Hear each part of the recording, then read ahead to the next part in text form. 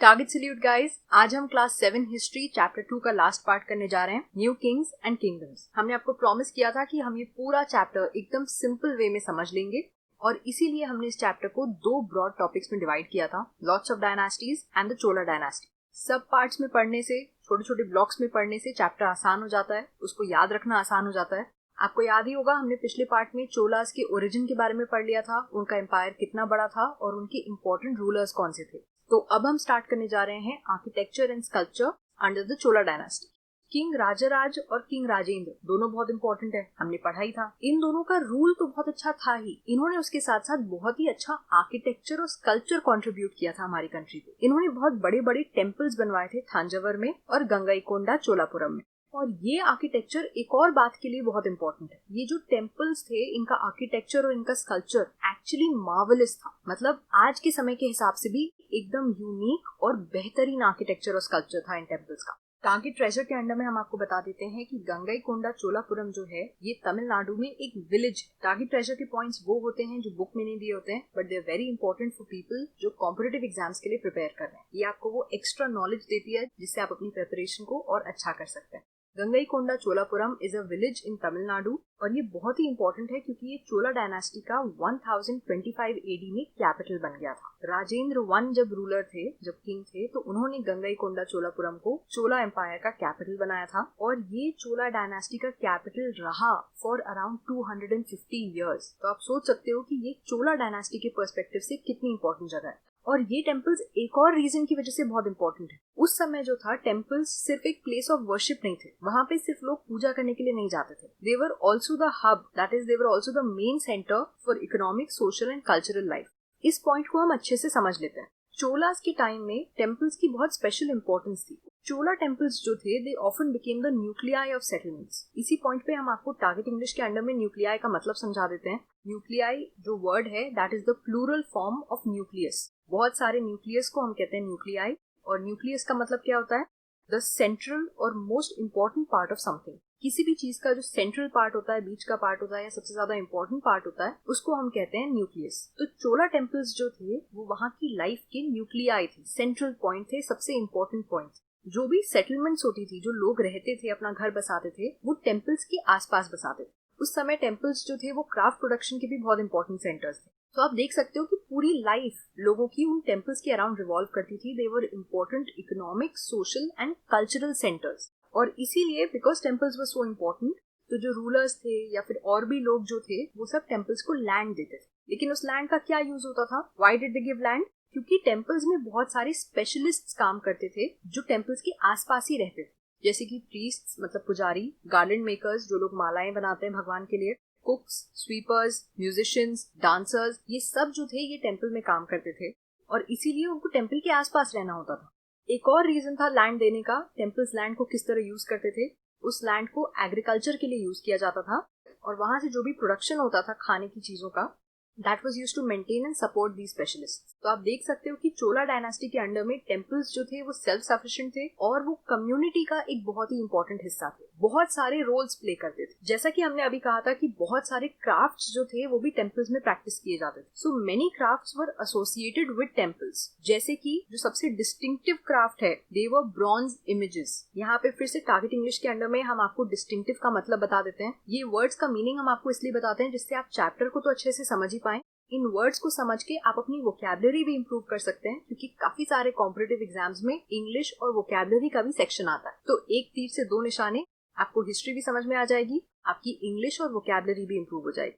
सो distinctive का मतलब होता है of special quality that makes it different and interesting. तो किसी भी चीज को हम डिस्टिंक्टिव तब कहते हैं जब उसके अंदर कोई भी स्पेशल क्वालिटी होती है जिसकी वजह से वो बाकी चीजों से डिफरेंट होती है और बहुत ज्यादा इंटरेस्टिंग होती है। तो इसी तरह से जो भी क्राफ्ट्स टेम्पल से एसोसिएटेड थे, उसमें से सबसे डिफरेंट और इंटरेस्टिंग क्राफ्ट था ब्रॉन्ज इमेजेस। चोला पीरियड की जो ब्रॉन्ज इमेजेस हैं वो सबसे ज्यादा फेमस है। These are amongst the finest and best in the world. इन्होंने जो ब्रॉन्ज इमेजेस बनाई थी उस टाइम पे, वो आज भी वर्ल्ड में बेस्ट मानी जाती।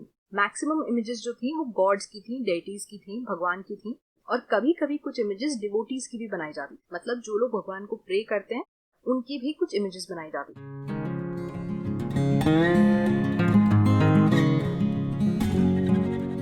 इसी इसी के साथ आते हैं हम नेक्स्ट टॉपिक पे, which is agriculture under the Chola dynasty. तो अब हम ये क्यों पढ़ रहे हैं, एग्रीकल्चर अंडर द चोलास क्यों इंपॉर्टेंट है, उसमें क्या डिफरेंट? एक्चुअली बहुत कुछ डिफरेंट था। इस टाइम के अराउंड चोलास के अंडर में बहुत सारे नए डेवलपमेंट्स हुए थे एग्रीकल्चर में, और इसी डेवलपमेंट की वजह से चोलास को कई सारे वो अचीवमेंट्स मिले थे जो वो हासिल कर पाए। और इस पूरे केस में चोलास के सक्सेस में और एग्रीकल्चर के नए डेवलपमेंट्स में कावेरी रिवर जो है उसने बहुत ही इंपॉर्टेंट रोल प्ले किया। It was specially important. ऐसा क्यों है समझ लेते हैं। Why was the Kaveri river so important? देखिए, आपको मालूम है, अगर आप इंडिया का मैप देखोगे तो कावेरी रिवर जो है वो बे ऑफ बंगाल में खाली होती है, एम्प्टी होती है। अपना सारा पानी वो बे ऑफ बंगाल में जाके डिपॉजिट कर देती है। लेकिन बे ऑफ बंगाल में एम्प्टी होने से पहले Kaveri river branches of into several small channels. ये बहुत ही ज्यादा इंपॉर्टेंट है। आप इन पिक्चर्स में देख सकते हो कि ये रिवर जो है, रिवर का पानी वो एक साथ नहीं फ्लो कर रहा है। इनफैक्ट वो डिवाइड हो गया है पतले पतले छोटे छोटे चैनल्स में, ऐसे ट्रीज के ब्रांचेस की तरह अलग हो गया है ना। So these channels overflow frequently. क्या होता है, क्योंकि ये चैनल्स इतने पतले पतले हैं तो इनमें जब पानी ज्यादा हो जाता है, जब रिवर फ्लो कर रही होती है, तो काफी बार पानी जो है वो चैनल से निकल के बाहर लैंड पे आ जाता है, ओवरफ्लो कर जाता है। और जब पानी ओवरफ्लो करता है तो अपने अंदर जो मिट्टी कैरी कर रहा होता है वो पानी वो उस लैंड पे डिपॉजिट कर देता है। अब अच्छी बात यह है कि वो जो मिट्टी कैरी कर रहा होता है ये बहुत ही फर्टाइल सॉइल होती है जो वो रिवर बैंक्स में डिपॉजिट करता है, और जिसकी वजह से कावेरी रिवर के जो चैनल्स हैं इनके आसपास जो लैंड है वहां पे सॉइल बहुत ही फर्टाइल हो जाती है। मतलब वहां पे क्रॉप्स उगाना और आसान हो जाता है, क्योंकि वहां की जो मिट्टी है, जो सॉइल है, वो बहुत ही अच्छी हो जाती है एग्रीकल्चर को सपोर्ट करने के लिए। फर्टाइल सॉइल देने के अलावा ये एक और काम करता है, it also provides the necessary moisture for agriculture, particularly for the cultivation of rice. अब क्योंकि इतना सारा पानी है जो ओवरफ्लो कर रहा है, तो ऑब्वियसली क्रॉप्स के लिए जो भी पानी चाहिए वो भी यही प्रोवाइड करता था। और स्पेशली चावल उगाने के लिए बहुत ज्यादा पानी चाहिए होता है। ठीक है, आप में से जिन्होंने भी गाँव विजिट किया होगा और आपको ये सौभाग्य मिला होगा एग्रीकल्चर को अपने सामने देखने का, तो आपने नोटिस किया होगा कि राइस को उगाने के लिए बहुत ज्यादा पानी की जरूरत होती है। और क्योंकि यहाँ कावेरी रिवर का जो वाटर था वो बार बार ओवरफ्लो होता था, तो मतलब पानी की कमी नहीं थी, और ये पानी वहाँ के लोग एग्रीकल्चर के लिए यूज करते थे, और स्पेशली राइस उगाने के लिए। So Kaveri river was providing them with fertile soil and water for agriculture. लेकिन अब आप पूछोगे कि चोलास की जो तरक्की हुई उसमें कावेरी रिवर की फर्टाइल सॉइल और वाटर का क्या कॉन्ट्रीब्यूशन है, अभी बता देते हैं। बात यह है कि चोलास के एम्पायर के आने से पहले तमिलनाडु के बाकी रीजन्स में छोटा मोटा एग्रीकल्चर प्रैक्टिस हो रहा था, लेकिन किसी ने भी लार्ज स्केल कल्टीवेशन के बारे में नहीं सोचा।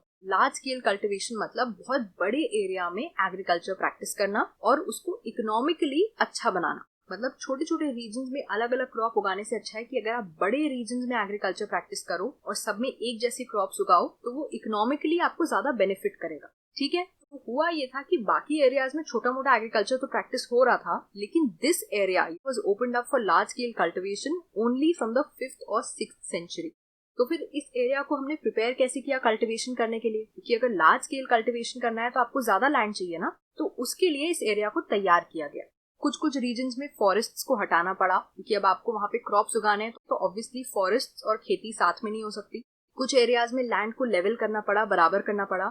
जो डेल्टा रीजन्स थे जहाँ पे फ्रीक्वेंटली रिवर जो है वो ओवरफ्लो कर जाती थी, वहां पे एम्बैंकमेंट्स बनाए गए। इसका मतलब छोटे छोटे मिट्टी से एक तरह का बॉर्डर बनाया गया, जिससे पानी जो है वो ओवरफ्लो ना हो, पानी खेतों में फ्लड ना करे, क्योंकि अगर खेतों में पानी भर जाएगा, फ्लडिंग हो जाएगी, तो क्रॉप्स खराब हो जाएंगे ना। एंड लास्टली उनको कैनाल्स बनवाने पड़े जो रिवर से फील्ड तक वाटर ले जा सके। तो ये 4 इंपॉर्टेंट पॉइंट्स थे। फॉरेस्ट को क्लियर करना पड़ा, लैंड को लेवल करना पड़ा, एम्बैंकमेंट्स को बिल्ड करना पड़ा और कैनाल्स बनवाने पड़े। और ये लार्ज स्केल कल्टीवेशन जो है ये इतना पॉपुलर हो गया, इतना सक्सेसफुल हो गया कि कई सारे एरियाज में एक साल में 2-2 क्रॉप्स उगाए जाने लगते। So that means it was extremely beneficial for the people. अच्छा, अब हम पुराने जमाने की बात कर रहे हैं तो थोड़ा सा उस माइंडसेट को आपको समझना पड़ेगा। उस समय की जो कम्युनिटी थी वो मोस्टली एग्रीकल्चर प्रैक्टिस करने वाली कम्युनिटी थी, है ना। मैक्सिमम लोग खेती करते थे और गांव में रहते थे। तो खेती करने के लिए सबसे इम्पोर्टेंट चीज क्या है, पानी, है ना। और बहुत सारे एरियाज ऐसे थे जहाँ पे पानी ऐसे फ्रीली अवेलेबल नहीं था, तो वहाँ पे वाटर को आर्टिफिशियली लाना पड़ता था जिससे खेती प्रैक्टिस हो पाए। So in many areas it was necessary to water the crops artificially. ये जो प्रोसेस होता है जिसमें आप क्रॉप्स को पानी पहुंचाते हो और उनको वाटर दिया जाता है, इसको कहा जाता है इरिगेशन, जिसको हम हिंदी में कहते हैं सिंचाई। तो उस समय इरिगेशन के लिए लोग अलग अलग तरह के मेथड्स यूज करते थे। कुछ एरियाज में वेल्स भी डिग किए जाते थे जिससे कुएं से पानी लेके क्रॉप्स को वाटर किया जा सके, और कुछ दूसरे एरियाज थे जहाँ पे बड़े बड़े टैंक्स भी बनवाए गए थे जहाँ पे रेन वाटर कलेक्ट हो सके। तो आप देख सकते हो कि उस समय भी वो लोग कितने एनवायरमेंट फ्रेंडली थे कि जो रेन वाटर होता है वो वेस्ट ना हो तो उस टैंक में कलेक्ट हो जाता था, और फिर जब फार्मर्स को पानी चाहिए होता था अपने क्रॉप्स के लिए तो वो वही रेन वाटर जो उन्होंने बचा रखा है उसको इस्तेमाल करते। लेकिन मैं आपसे क्वेश्चन पूछती हूँ, अगर आप में से कोई कभी गाँव गया है तो वो मुझे बता सकते होंगे कि क्या इरिगेशन करना, सिंचाई करना आसान होता है क्या? आप में से जिनको मालूम है, मैं जानती हूँ उनका जवाब है नहीं जी, बिल्कुल नहीं।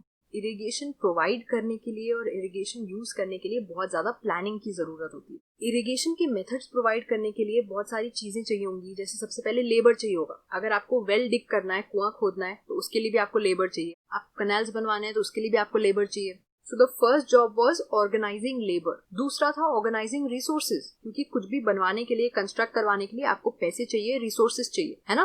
तो लेबर और रिसोर्सेज तो हो गया। उसके अलावा मेंटेनिंग दीज इरिगेशन सोर्सेज। एक बार बन गया वो काफी नहीं है, उसको आपको मेंटेन भी तो करना पड़ेगा कि वो आगे चल के टूटे ना या खराब ना हो जाए। एंड लास्टली सबसे इंपॉर्टेंट, डिसाइड करना कि पानी शेयर कैसे किया जाएगा। कोई भी रिसोर्स की अगर कमी होती है तो सबसे ज्यादा लड़ाई भी तो उसी बात की होती है ना। तो इसका सोल्यूशन कैसे निकालते थे उस समय के लोग?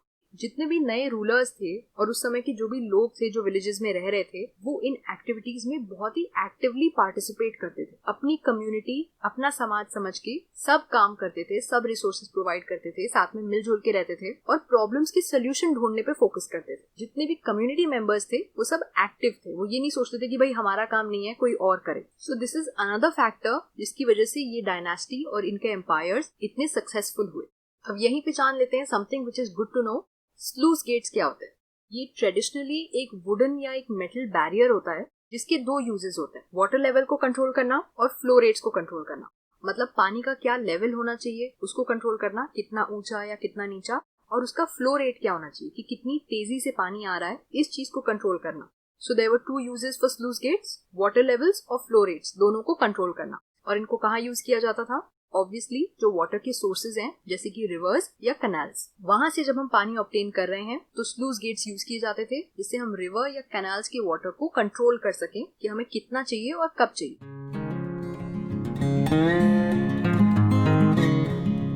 इसी के साथ हम आते हैं अपने नेक्स्ट टॉपिक पे, which is administration under the Chola dynasty. सबसे पहले पढ़ते हैं उनका विलेज लेवल एडमिनिस्ट्रेशन। अब क्योंकि हमने इतना डिटेल में पढ़ लिया कि इरिगेशन जो था उसकी वजह से उनका एग्रीकल्चर बहुत ही प्रॉस्पेरस हो गया था, अच्छा हो गया था, जिसकी वजह से पेजेंट्स और फार्मर्स जो थे उनका बहुत फायदा हुआ। दे बिकेम प्रॉस्पेरस, उनमें समृद्धि आ गई। ठीक है, तो जितने भी पेजेंट्स के सेटलमेंट्स होते थे, वो विलेजेस जहाँ पे पेजेंट्स रहते थे उसको कहा जाता था उर। And these urs became prosperous because of irrigation now being used in agriculture. इसके पहले irrigation इतना prominently practice नहीं होता था, अब irrigation का use बढ़ गया था जिसकी वजह से crops पे control बढ़ गया था, and overall जो urs थे वो और ज्यादा prosperous और खुशहाल हो गए थे। और जितने भी groups of ur होते हैं, मतलब बहुत सारे urs के जो group थे उसको कहा जाता था नाडू। तो Nadu was a larger unit जिसमें बहुत सारे ur contain होते थे। और एक विलेज काउंसिल भी थी जो दो लेवल्स पे काम करती थी, उर लेवल पे एंड नाडू लेवल पे। सो इंडिविजुअल विलेजेस भी मैनेज करते थे एंड ओवरऑल जो कलेक्टिव ग्रुप ऑफ विलेजेस है उनको भी मैनेज करते थे। ये विलेज काउंसिल्स बहुत सारे एडमिनिस्ट्रेटिव फंक्शंस करते थे, जैसे कि dispensing justice and collecting taxes. तो कभी भी प्रॉब्लम्स हुई या लड़ाई हुई तो ये लोग डिसीजन लेते थे, जस्टिस करते थे, और टैक्सेस कलेक्ट करना भी विलेज काउंसिल की ही जिम्मेदारी होती थी। तो अब हमने पढ़ लिया कि उर सबसे लोएस्ट लेवल था, उसके ऊपर आता था nadu which contained many urs. लेकिन अब नाडू को कौन कंट्रोल करता था? Rich peasants of the Vellalar caste. आपको याद होगा हमने क्लास 6 के चैप्टर्स में पढ़ा था कि वेल्लार्स क्या होते हैं। साउथ इंडिया में जो बड़े बड़े लैंड ओनर्स होते थे उनको कहा जाता था वेल्लार्स। अब क्योंकि ये रिच लैंड ओनर्स थे, रिच पेजेंट्स थे, तो नाडू में जो कुछ भी होता था उस पे इनका काफी कंट्रोल होता था। लेकिन जो सेंट्रल चोला गवर्नमेंट है वो बहुत ही एफिशिएंट थी और वो इन सब पे नजर रखते थे, इन सबको सुपरवाइज करते थे। सो एक तरह से जो रिच वेल्लार कास्ट के पेजेंट्स थे, लैंड ओनर्स थे, वो लोग नाडू को कंट्रोल तो करते थे, लेकिन उनको कंट्रोल करते थे किंग्स सेंट्रली। सो जो सिस्टम था वो बहुत ही एफिशिएंट था। किंग्स और लैंड ओनर्स आपस में अच्छी बना के चलते थे, एक दूसरे को रिस्पेक्ट करते थे, ट्रस्ट करते थे, और as a mark of respect जो चोला किंग्स थे वो कुछ रिच लैंड ओनर्स को टाइटल्स दे देते थे। मतलब पुराने जमाने में ये बहुत किया जाता था, बहुत सारे अलग अलग कल्चर्स में भी किया जाता था कि अगर आप किसी को मानते हो तो आप उसके आगे एक टाइटल लगा देते थे। जैसे ब्रिटिशर्स भी करते थे, सर या लॉर्ड जैसे टाइटल्स लगा देते थे। इसी तरह से चोला किंग्स भी टाइटल्स देते थे रिच लैंड ओनर्स को, जैसे कि मुवेंदा वेलन, जिसका मतलब क्या होता है, वेलन मतलब होता है पेजेंट्स, फार्मर्स, और इसीलिए मुवंदा वेलन का मतलब होता है एक ऐसा पेजेंट जो 3 किंग्स को सर्व कर रहा। दूसरा टाइटल जो देते थे वो था अरैयार, जिसका मतलब होता है चीफ या हेड। तो इसी तरह के अलग अलग टाइटल्स दिए जाते थे रिच लैंड ओनर्स को, जिससे वो थोड़ा इंपॉर्टेंट फील कर सके, उनकी वैल्यू और बढ़ सके। और किंग्स जो है वो उनको ट्रस्ट करते थे और इम्पोर्टेंट पोस्ट देते थे हैंडल करने के लिए, स्टेट में भी और सेंट्रल लेवल पे भी। आपके चैप्टर में मेंशन्ड है कि चोला इंस्क्रिप्शंस में बहुत सारी कैटेगरीज ऑफ लैंड है, मतलब टाइप्स ऑफ लैंड, जिससे वेलन वगई। तो जो भी नॉन ब्राह्मण पेजेंट्स थे जो अपनी फील्ड्स में काम करते थे, उनका जो लैंड होता था उसको कहा जाता था वेलन वगई। दूसरा था ब्रह्मदया, जिसका मतलब होता है लैंड गिफ्टेड टू ब्राह्मण्स। तीसरा था शालभोग, जिसका मतलब होता है land for maintenance of a school, जहाँ पे स्कूल चलाया जा सके। फोर्थ था देवदान या फिर तिरुनामा तुक्कानी, जिसका मतलब होता है land gifted to temples. And lastly palli chhandam, which means land donated to Jain institutions. जो भी लैंड जैन इंस्टीट्यूशंस को गिफ्ट किया जाता था उसको कहा जाता था पाली छंदम। तो रूलर्स जो है वो अलग अलग लोगों को, अलग अलग इंस्टीट्यूशंस को लैंड गिफ्ट करते थे। तो उसी तरह से ब्राह्मण्स को जो लैंड देते थे उसको कहा जाता था ब्रह्मदया। और कई सारी जो ब्राह्मण सेटलमेंट्स हैं ये कावेरी वैली में और दूसरे पार्ट्स ऑफ साउथ इंडिया में इमर्ज हो गई थी, और इसीलिए ब्राह्मण्स की जो सेटलमेंट्स थी they were very important around the Kaveri river and other parts of South India. तो अब ये जो लैंड ग्रांट्स दिए जाते थे, इनको कौन मैनेज करता था? हर चीज बहुत ही ऑर्गेनाइज थी चोला डायनास्टी में। आप देख सकते हो हर चीज को मैनेज करने के लिए कोई ना कोई इंचार्ज है। जो भी ब्रह्मदया दिया जाता था उनको मैनेज करने के लिए there was an assembly of prominent important Brahmin land holders. और जो भी ब्रह्मदया दिया जाता था, लैंड ग्रांट दिया जाता था, उसको ये असेंबली मैनेज करती थी, उसका ध्यान रखती थी। इस असेंबली को कहा जाता था सभा। और सभा खुद में भी बहुत ही ऑर्गेनाइज थे। सभा के अंदर में सेपरेट कमिटीज होती थी जो अलग अलग काम हैंडल करते थे, जैसे कि इरिगेशन वर्क्स, गार्डन्स, टेम्पल्स। तो कौन सी कमिटी क्या संभालेगी ये काम डिवाइडेड होता था। और उनको सिलेक्ट करने का जो तरीका होता था वो भी बहुत ही फेयर और अच्छा था। जितने भी लोग इन कमिटीज के मेंबर्स बनने के लिए एलिजिबल थे, क्वालिफाइड थे, उनके नाम छोटी छोटी पाम लीव्स पे लिख के अर्दनवेयर मतलब मिट्टी के पॉट में डाल दिया जाता था। और अब किसी भी छोटे बच्चे से कहा जाता था कि उस पॉट में से टिकट्स निकाले एक एक करके फॉर डिफरेंट कमिटीज, और जिनका भी नाम निकलता था वो ऑटोमेटिकली कमिटी के मेंबर्स बन जाते थे। So everything was extremely fair and organised. ये सारी इन्फॉर्मेशन हमें कैसे मालूम पड़ी इतनी डिटेल में? वो इसलिए क्योंकि this information was found in inscriptions. एक जगह है उत्तरमेरूर, तमिलनाडु में। वहां पे जो इंस्क्रिप्शंस मिले हैं उसमें ये डिस्क्रिप्शन बहुत डिटेल में दिया हुआ है। ये जो सभास थी ब्राह्मण्स की, ये जो असेंबलीज थी, ये बहुत ही एफिशिएंटली अच्छे से काम करती थी। अपने सारे डिसीजंस को बहुत ही डिटेल में रिकॉर्ड करते थे, उनके इंस्क्रिप्शंस बनवाते थे। कहाँ पे? टेम्पल्स में जो स्टोन वॉल्स होती हैं उन पे। तो एकदम ट्रांसपेरेंसी होती थी, मतलब कोई भी इसमें चोरी चकारी नहीं होती थी। बहुत ही ट्रांसपेरेंट, ऑर्गेनाइज्ड और फेयर तरीके से ये लोग मैनेज करते थे। सभा के अलावा एक और एसोसिएशन थी, एसोसिएशन ऑफ ट्रेडर्स, जिसको कहा जाता था नगरम। ये भी टाउन्स में काफी सारे एडमिनिस्ट्रेटिव फंक्शंस हैंडल करते थे, मतलब टाउन की काफी सारी चीजों की रिस्पॉन्सिबिलिटी ये लोग भी लेते थे। यहीं पे जान लेते हैं something which is good to know. Tamil जो लैंग्वेज है उसमें एक बहुत ही इंपॉर्टेंट वर्क है जिसका नाम है पेरिया पुरानम। जैसा कि मैंने आपसे कहा, कभी भी आपको कोई वर्ड बड़ा लगे या डिफिकल्ट लगे तो उसको तोड़ के छोटे पार्ट्स में समझ लिया करिए। तो पेरिया पुरानम एक बहुत ही इंपॉर्टेंट वर्क है which is written in Tamil. ये हिस्ट्री के पॉइंट ऑफ व्यू से बहुत इंपॉर्टेंट है। यह हमें इन्फॉर्म करता है कि उस समय जो ऑर्डिनरी मेन एंड वुमेन थे उनकी लाइफ कैसी होती थी।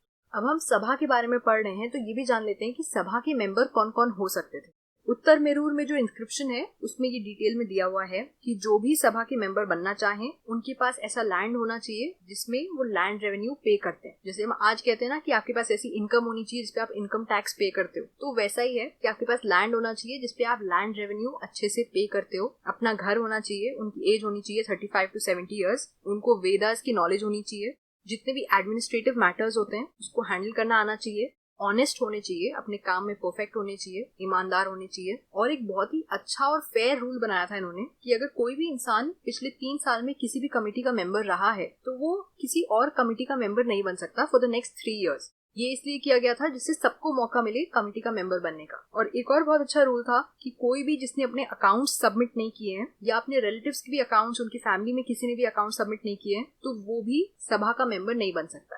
तो आप देख सकते हो कि कितने ज्यादा इंटेलिजेंट और ईमानदार लोग थे जो ये ब्रह्मदया हैंडल करते थे और सभास के मेंबर बनते थे। तो ये हमने पढ़ लिया कि उस टाइम के अराउंड इंडिया में क्या हो रहा था, सदर्न इंडिया में क्या हो रहा था। लेकिन around the same time China में एक एम्पायर एस्टैब्लिश हुआ था 7th सेंचुरी में, जिसका नाम था टैंग डायनेस्टी। और ये डायनेस्टी 300 इयर्स तक पावर में थी, मतलब 7th सेंचुरी से लेके 10th सेंचुरी तक। इनका कैपिटल था शियान और ये बहुत ही बड़ी सिटी थी जिसको टर्क्स, इरानियंस, इंडियंस, जापानीज और कोरियंस विजिट करते थे। टैंग एम्पायर का जो एडमिनिस्ट्रेशन था वो ब्यूरोक्रेसी हैंडल करती थी। इसी पॉइंट ऑफ टाइम पे हम आपको टारगेट इंग्लिश के अंडर में ब्यूरोक्रेसी का मतलब समझा देते हैं। It is a system of government which is run by many officials who are not elected by people. तो ऐसे ऑफिशियल्स गवर्नमेंट को रन करते हैं जिनको लोगों ने डायरेक्टली नहीं इलेक्ट किया है, वो किसी और तरीके से सिलेक्ट किए गए हैं, उनको ऑफिसर्स बनाया गया है और अब वो एडमिनिस्ट्रेशन को हैंडल कर रहे हैं। That is called a bureaucracy. तो उस समय टैंग डायनेस्टी के अंडर में वो ब्यूरोक्रेसी को एग्जामिनेशन के थ्रू हायर करते थे। एग्जाम जो भी देना चाहता था वो दे सकता था, it was open to all. और ये सिस्टम उस समय इतना पॉपुलर हुआ चाइना में कि इसको चेंज ही नहीं किया गया 1911 तक। मतलब आप सोच सकते हो कि 7th सेंचुरी के अराउंड में स्टार्ट किया था टैंग डायनेस्टी ने, और ये जो ब्यूरोक्रेसी को सिलेक्ट करने का जो एग्जाम वाला तरीका है ये 1911 मतलब 1911 तक चाइना में ऐसे ही फॉलो होता रहा, थोड़े बहुत छोटे मोटे चेंजेस के साथ।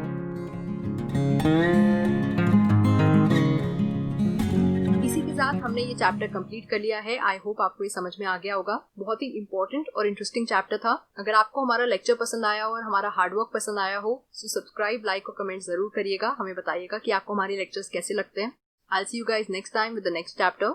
तब तक के लिए stay safe and study well. Bye bye.